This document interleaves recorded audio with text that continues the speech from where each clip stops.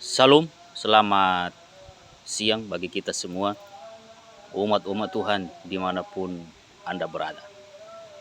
Pada saat ini saya sedang berada di sebuah TPU, tempat pemakaman umum di daerah Depok. Karena saya mengikuti pemakaman seorang ibu yang sudah lanjut usia.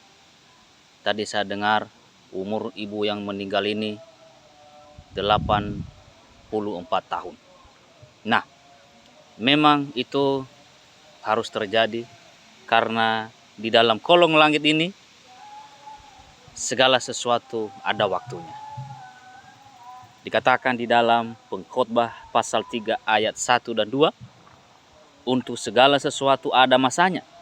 Untuk apapun di bawah langit ada waktunya. Ada waktu untuk lahir, ada waktu untuk meninggal, ada waktu untuk menanam, ada waktu untuk mencabut yang ditanam dan sebagainya dan sebagainya. Di dalam ayat ini Pengkhotbah pasal 3 ayat 1 dan 2 dikatakan ada waktu untuk meninggal. Dan saat ini situasi ini memang sedang terjadi, ya. Di belakang sedang proses pemakaman, ya, yang dimakamkan oleh teman saya, hamba Tuhan juga, ya, satu sepelayanan kami di daerah Depok ini. Saudara-saudara, banyak orang yang tidak mengerti dan kurang memahami tentang kematian ini. Bahkan mereka takut mati, ya. Mereka takut lewat kuburan.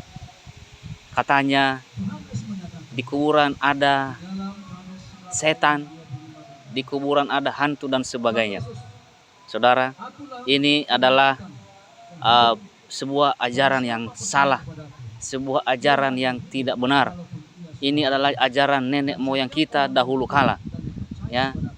Katanya suka mengganggu orang yang hidup. Nah, padahal Alkitab berkata, saudara-saudara, Pengkhotbah pasal 12 ayat 7, dan debu kembali menjadi tanah seperti semula, dan roh kembali kepada Allah yang mengaruniakannya. Jadi saudaraku yang dikasihi Tuhan, ini menjawab atau menangkis ajaran-ajaran sesat yang disampaikan, yang telah ditanamkan kepada kita selama ini.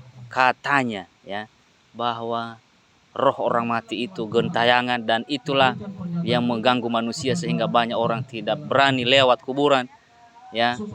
Bahkan katanya setelah 3 malam atau 3 hari yang meninggal ini dikubur, maka nanti pada hari ketiganya kembali ke rumah, ya. Katanya ditandai nanti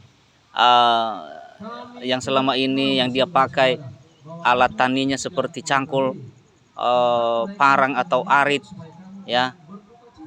Katanya pada tengah malam jam 12 malam alat-alat taninya itu kalau dia petani bergeser dari tempatnya atau bisa jatuh. Saudara, bisa saja itu terjadi karena sudah terlanjur diimani, karena setan pasti menyerupai kuasa Tuhan, ya. Tetapi Alkitab bilang bahwa orang mati tidak tahu apa-apa, ya. Rohnya kembali kepada Allah, ya. Tidak ada roh gentayangan, ya. Tapi yang terjadi adalah tubuh jasmani ini kembali ke tanah, ya.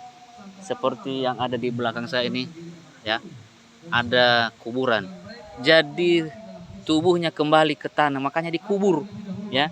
Debu kembali menjadi tanah karena kita ini memang berasal dari debu, ya.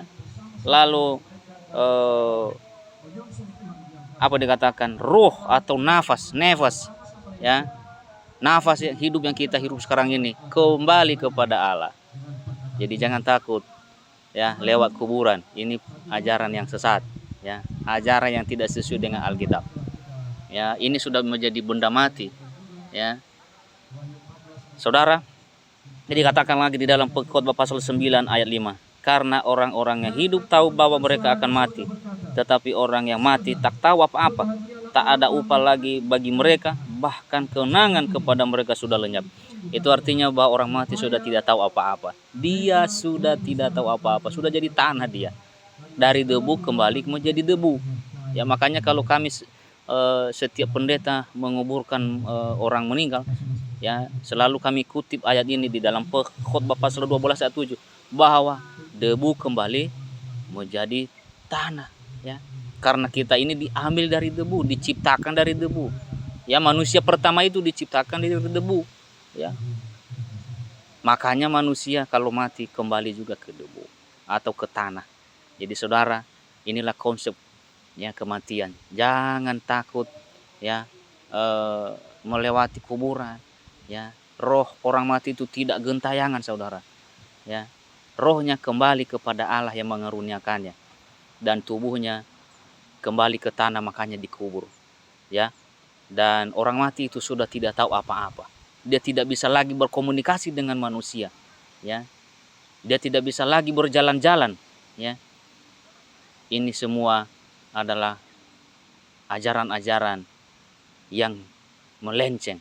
Kalau boleh saya katakan sekali lagi, adalah ajaran-ajaran yang sesat yang telah ditanamkan bagi kita dari dulu bahkan sampai sekarang ini. Kita umat Tuhan harus membaca Alkitab kita sehingga kita mengerti kebenaran dan kita tidak ikut dalam kesesatan-kesesatan hal seperti itu. Demikian firman Tuhan pada siang hari ini. Salam damai sejahtera bagi kita semuanya. Saya ucapkan di dalam nama Tuhan Yesus Kristus. Haleluya. Amin.